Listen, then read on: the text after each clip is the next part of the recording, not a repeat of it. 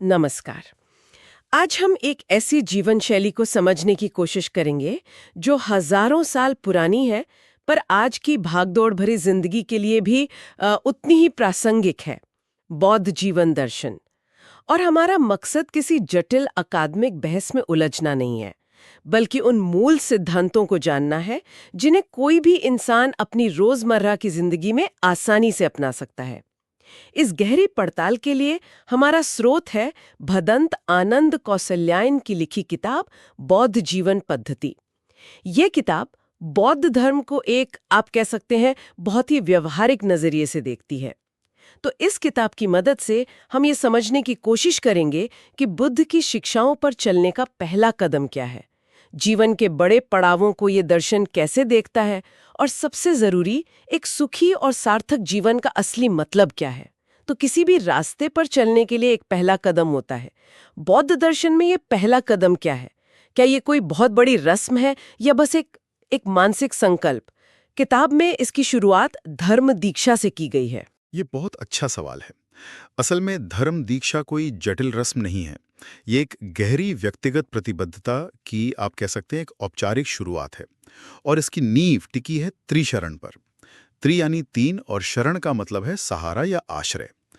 ये वो तीन सहारे हैं जिन्हें एक व्यक्ति अपने जीवन का मार्गदर्शक बनाने का संकल्प लेता है। हम सब ने ये पंक्तियां जरूर सुनी होंगी: बुद्धम शरणम गच्छामि, धम्मम शरणम गच्छामि और संघम शरणम गच्छामि। हाँ, ये पंक्तियां तो बहुत ही ज्यादा प्रचलित हैं, लेकिन शरण में जाने का मतलब क्या है? आमतौर पर तो शरण का मतलब किसी के आगे झुकना या एक तरह से समर्पण करना माना जाता है। और यहीं पर देखिए, इस किताब की व्याख्या बहुत महत्वपूर्ण हो जाती है। ये बताती है कि बौद्ध दर्शन में शरण का अर्थ समर्पण या निर्भरता बिल्कुल नहीं है। बुद्धम शरणम गच्छामि का मतलब है मैं बुद्ध की शरण में जाता हूँ। मतलब मैं उस व्यक्ति से प्रेरणा लेता हूँ जिसने ज्ञान प्राप्त किया, जो जाग गया। ये किसी भगवान की पूजा नहीं, बल्कि एक आदर्श शिक्षक के प्रति सम्मान है। धम्मम शरणम गच्छामि का अर्थ है मैं धम्म की शरण में जाता हूँ, यानी मैं उस रास्ते पर चलने का प्रयास करूंगा जो बुद्ध ने दिखाया, जो सत्य, करुणा और नैतिकता का मार्ग है। और तीसरा, संघम शरणम गच्छामि। हाँ, यहीं पर एक सवाल मन में आता है। बुद्ध और धम्म की शरण लेना तो समझ आता है, एक ज्ञानी व्यक्ति और उनका दिखाया रास्ता। लेकिन संघ यानी एक समुदाय की शरण में जाने का विचार आज के व्यक्तिवादी समाज में थोड़ा अजीब लग सकता है। क्या यह व्यक्तिगत स्वतंत्रता को कम नहीं करता? ये बहुत स्वाभाविक शंका है। लेकिन यहाँ संघ का मतलब कोई ऐसी संस्था नहीं है जो आप पर नियंत्रण रखे। संघ का मतलब है उन लोगों का समुदाय जो उसी धम्म के मार्ग पर चल रहे हैं। ये एक सपोर्ट सिस्टम की तरह है ना। जब आप एक मुश्किल रास्ते पर चलते हैं तो साथी यात्रियों का साथ आपको हिम्मत देता है। आप एक दूसरे से सीखते हैं और भटकने पर एक दूसरे को संभालते हैं। तो यह स्वतंत्रता को कम नहीं करता, बल्कि उस स्वतंत्रता को सही दिशा में बनाए रखने में मदद करता है। अच्छा, तो ये तीन शरण एक तरह से दिशा देते हैं, एक नक्शे की तरह। पर इस दिशा पर चलने के लिए रोजमर्रा के नियम क्या हैं? यहीं पर शायद पंचशील की बात आती है। बिल्कुल। त्रिशरण अगर नींव है तो पंचशील उस नींव पर बनी इमारत की पहली मंजिल है। ये 5 शील या 5 नैतिक नियम हैं जो रोज के आचरण को साधने के लिए हैं। और किताब इस बात पर बहुत जोर देती है कि ये आदेश नहीं, बल्कि शिक्षा है। हर नियम के अंत में आता है सिक्खा पदम समाधियामि, जिसका अर्थ है मैं इस प्रशिक्षण के नियम को स्वीकार करता हूँ। यानी एक तरह का सेल्फ ट्रेनिंग है। एकदम सही। पहला है प्राणी हिंसा से दूर रहने की शिक्षा। दूसरा, चोरी से, यानी जो चीज दी नहीं गई है उसे लेने से दूर रहने की शिक्षा। तीसरा, व्यभिचार या यौन दुराचार से दूर रहने की शिक्षा। चौथा, झूठ बोलना, कड़वा बोलना या चुगली करने से दूर रहने की शिक्षा। और पांचवा, नशीली चीजों के सेवन से, जो लापरवाही और विवेकहीनता का कारण बनती हैं, उनसे दूर रहने की शिक्षा। ये एक व्यक्तिगत अभ्यास है खुद को एक बेहतर इंसान बनाने का। ये सिद्धांत सुनने में तो बहुत सीधे और सरल लगते हैं, लेकिन हजारों साल पुराने ये नियम आज के डिजिटल युग में कितने प्रासंगिक हैं। जैसे चोरी न करना, इसका क्या मतलब सिर्फ किसी की जेब काटना ही है, या इसमें ऑनलाइन स्कैम और किसी के बौद्धिक काम को चुराना भी शामिल है? और झूठ न बोलने में क्या सोशल मीडिया पर झूठी खबरें फैलाना भी आता है? आपने बिल्कुल सही नब्ज पकड़ी है। यही इन सिद्धांतों की खूबसूरती है कि वे समय के साथ विकसित होते हैं। चोरी का मूल भाव है वो लेना जो आपका नहीं है। तो चाहे वो किसी का डेटा हो, पायरेटेड सॉफ्टवेयर हो या किसी का ऑनलाइन कंटेंट, वो सब इसी दायरे में आता है। इसी तरह झूठ सिर्फ जुबानी असत्य नहीं है। किसी की छवि खराब करने के लिए फोटोशॉप की गई तस्वीर फैलाना या बिना जांचे परखे कोई भ्रामक खबर फॉरवर्ड करना, ये सब मुसावादा यानी झूठ के आधुनिक रूप हैं। सिद्धांत वही रहता है, बस उसका दायरा आज की परिस्थितियों के हिसाब से और बड़ा हो गया है। मतलब ये नियम हमें एक नैतिक कंपस देते हैं जो हर नई टेक्नोलॉजी और सामाजिक बदलाव में हमारा मार्गदर्शन कर सकता है। जो लोग इससे भी आगे अभ्यास करना चाहते हैं, उनके लिए किताब में अष्टशील का भी उल्लेख है। इसमें इन 5 के अलावा 3 और नियम जुड़ जाते हैं, जैसे असमय भोजन ना करना, नाच गाने और मनोरंजन से दूर रहना और आरामदायक या आलीशान बिस्तर का त्याग करना। ये आमतौर पर महीने के कुछ विशेष दिनों में गृहस्थ लोग आत्मसंयम के अभ्यास के लिए करते हैं। यहाँ मेरे मन में एक सवाल आ रहा है जो शायद थोड़ा विरोधाभासी लगे। एक तरफ तो बुद्ध की सबसे प्रसिद्ध शिक्षाओं में से एक है अत्तदीपा विहरत, अपने दीपक खुद बनो, जो आत्मनिर्भरता पर जोर देती है। लेकिन फिर हम बौद्ध परंपरा में पूजा और वंदना की बात भी करते हैं। ये दोनों बातें एक साथ कैसे सच हो सकती हैं? अगर रास्ता खुद ही खोजना है तो फिर पूजा किसकी और क्यों? ये एक शानदार सवाल है और ये बौद्ध दर्शन के सबसे गलत समझे गए पहलुओं में से एक है। इस विरोधाभास का जवाब पूजा शब्द के अर्थ में ही छिपा है। बौद्ध परंपरा में पूजा किसी देवी देवता से कुछ मांगने, वरदान पाने या अपनी परेशानियां दूर करवाने के लिए नहीं की जाती। जैसा कि स्रोत में साफ लिखा है, ये पूजा बुद्ध के आदर्श चरित्र को अपने सामने रखने, उनके कल्याणकारी उपदेशों को याद करने और उनसे प्रेरणा लेने का एक माध्यम है। तो आप कह रहे हैं कि ये पूजा किसी बाहरी शक्ति से कुछ मांगने के लिए नहीं, बल्कि खुद को उन गुणों की याद दिलाने के लिए है जो हम अपने अंदर विकसित करना चाहते हैं। एक तरह का सेल्फ अफर्मेशन या मानसिक अभ्यास। बिल्कुल सही शब्द इस्तेमाल किया आपने। ये एक मानसिक अभ्यास है। जब आप बुद्ध की मूर्ति के सामने वंदना करते हैं तो आप पत्थर की पूजा नहीं कर रहे होते, आप उन गुणों की वंदना कर रहे होते हैं जिनका बुद्ध प्रतीक हैं: करुणा, प्रज्ञा, शांति। ये खुद को याद दिलाने जैसा है कि हाँ, ज्ञान प्राप्त करना संभव है, शांति पाना संभव है, मेरे अंदर भी वही क्षमता है। ये आत्मसुधार का ही एक माध्यम है, किसी बाहरी शक्ति पर निर्भरता का नहीं। ये तो पूजा की पूरी अवधारणा को ही बदल देता है। ये भक्ति से ज्यादा प्रेरणा का स्रोत है। निश्चित रूप से किताब में जो वंदना के श्लोक दिए गए हैं वे भी इसी भाव को दर्शाते हैं। बुद्ध वंदना में उन्हें सुगतो यानी सही मार्ग पर चलने वाले और मनुष्यों का शिक्षक कहा गया है। धम्म वंदना में धम्म को संदिट्ठिको कहा गया है, मतलब यही और अभी फल देने वाला, जो किसी स्वर्ग नरक की बात नहीं करता। और संघ वंदना में संघ को सुपटिपन्नो यानी अच्छे मार्ग पर चलने वाला समुदाय कहा गया है। ये सब गुणों की प्रशंसा है ताकि उन गुणों को हम अपने जीवन में उतार सकें। तो ये सिद्धांत व्यक्तिगत नैतिकता की एक मजबूत नींव रखते हैं। लेकिन इंसान एक सामाजिक प्राणी है।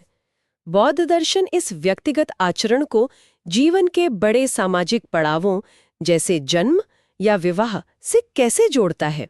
किताब में कुछ संस्कारों का भी जिक्र है। हाँ, बौद्ध दर्शन सिर्फ व्यक्तिगत साधना तक सीमित नहीं है, ये एक पूरी सामाजिक व्यवस्था की भी बात करता है। किताब में 5 मुख्य संस्कारों का वर्णन है जो जीवन के महत्वपूर्ण मोड़ों पर होते हैं। नाम ग्रहण यानी बच्चे का नामकरण, केसकप्पन यानी मुंडन, विद्यारंभ, विवाह संस्कार और अंतिम संस्कार। इन सभी संस्कारों की खास बात इनकी सादगी और नैतिकता पर जोर है। विवाह की बात खास तौर पर दिलचस्प है। मुझे याद है मेरे एक दोस्त की शादी बौद्ध रीति रिवाज से हुई थी और मैं हैरान थी कि वो कितनी शांत और सादगी से भरी थी। आज की भव्य शादियों के बिल्कुल विपरीत। स्रोत के अनुसार एक बौद्ध विवाह में क्या होता है? आपका अनुभव बिल्कुल सही है। स्रोत बताता है कि बौद्ध विवाह में सादगी ही इसका सौंदर्य है। इसमें किसी शुभ अशुभ मुहूर्त या ज्योतिष के चक्कर में पड़ने के बजाय संबंधियों की सुविधा का ध्यान रखने की बात कही गई है। कोई जटिल कर्मकांड नहीं होता। सबसे महत्वपूर्ण क्षण वो होता है जब कोई भिक्षु या बौद्धाचार्य वर वधू को त्रिशरण और पंचशील ग्रहण कराते हैं और फिर उन्हें एक सुखी गृहस्थ जीवन के लिए उनके कर्तव्यों का उपदेश देते हैं। कर्तव्यों की बात आई है तो किताब में पति पत्नी के कर्तव्यों के बारे में क्या बताया गया है? क्योंकि आज के समय में रिश्तों की परिभाषाएं बदल रही हैं। किताब में दोनों के कर्तव्य बहुत स्पष्ट रूप से बताए गए हैं। जैसे पति के कर्तव्य हैं पत्नी का सम्मान करना, उसके प्रति वफादार रहना और उसकी जरूरतें जैसे वस्त्र आदि देकर उसे संतुष्ट रखना।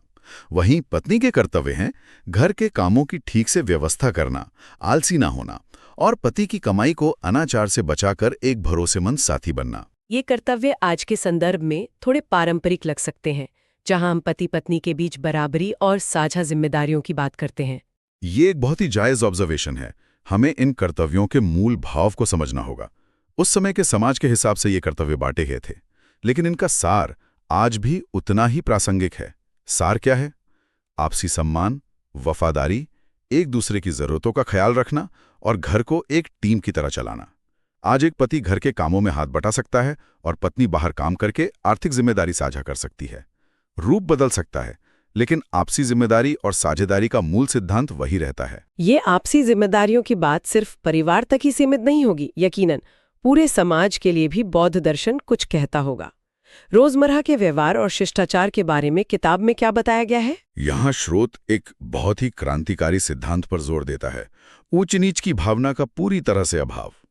बौद्ध समाज रचना में जन्म के आधार पर किसी भी तरह का भेदभाव, चाहे वो जाति का हो या वर्ग का, पूरी तरह अस्वीकार्य है। यह इसकी सबसे बड़ी सामाजिक विशेषता है। संघ में प्रवेश के बाद हर व्यक्ति की पुरानी पहचान समाप्त हो जाती है और सब बराबर हो जाते हैं। ये तो सामाजिक समानता का एक बहुत मजबूत संदेश है। अभिवादन के तरीकों का भी जिक्र है, जैसे नमो बुद्धाय या जय भीम। हाँ, ये आपसी सम्मान और एक साझा पहचान के प्रतीक हैं। लेकिन शिष्टाचार सिर्फ अभिवादन तक सीमित नहीं है। किताब में एक बहुत सुंदर श्लोक है, अभिवादन सीलस्य निच्चम वड्ढा पचाइनो चत्तारो धम्मा वड्ढगति आयु वर्णो सुखम बलम। इसका अर्थ है, जो व्यक्ति स्वभाव से विनम्र है और हमेशा बड़ों का आदर सत्कार करता है, उसकी 4 चीजें अपने आप बढ़ती हैं, आयु, वर्ण यानी आभा या तेज, सुख और बल। ये तो बहुत दिलचस्प बात है। यानी शिष्टाचार सिर्फ एक सामाजिक औपचारिकता या गुड मैनर्स नहीं है, बल्कि ये सीधे सीधे आपके अपने कल्याण से जुड़ा है। ये एक बहुत अलग नजरिया है। बिल्कुल, ये आपके मानसिक स्वास्थ्य से जुड़ा है। जब आप विनम्र होते हैं और दूसरों का सम्मान करते हैं, तो आप टकराव और तनाव से बचते हैं, जिससे आपका मन शांत रहता है। मन शांत रहता है तो स्वास्थ्य अच्छा रहता है, चेहरे पर तेज आता है और जीवन में सुख बढ़ता है। ये पूरी तरह से एक मनोवैज्ञानिक प्रक्रिया है। अब हम शायद सबसे बड़े सवाल पर आते हैं। हम सब सुख, समृद्धि, कल्याण चाहते हैं, जिसे हम मंगल कहते हैं। लेकिन इसको लेकर दुनिया में इतने अंधविश्वास हैं, इतनी धारणाएं हैं। कोई खास पत्थर पहनता है, कोई खास दिन पर काम शुरू करता है। बौद्ध दर्शन इस उलझन को कैसे सुलझाता है? असली मंगल है क्या? किताब में मंगल सूत्र का जिक्र है। ये मंगल सूत्र अपने आप में एक पूरा जीवन दर्शन है। इसकी कहानी भी बड़ी रोचक है। कहते हैं कि कई सालों तक देवताओं और मनुष्यों में ये बहस चलती रही कि सच्चा मंगल क्या है, पर कोई जवाब नहीं मिला।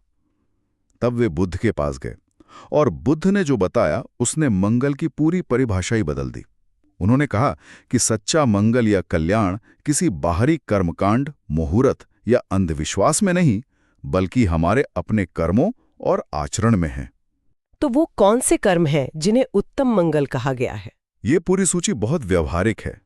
कुछ उदाहरण देखिए। असेवना च बालानम पंडितानं च सेवना, यानी मूर्खों की संगति न करना और पंडितों यानी ज्ञानियों की संगति करना। ये उत्तम मंगल है। क्यों? क्योंकि संगति का सीधा असर हमारे विचारों और कर्मों पर पड़ता है।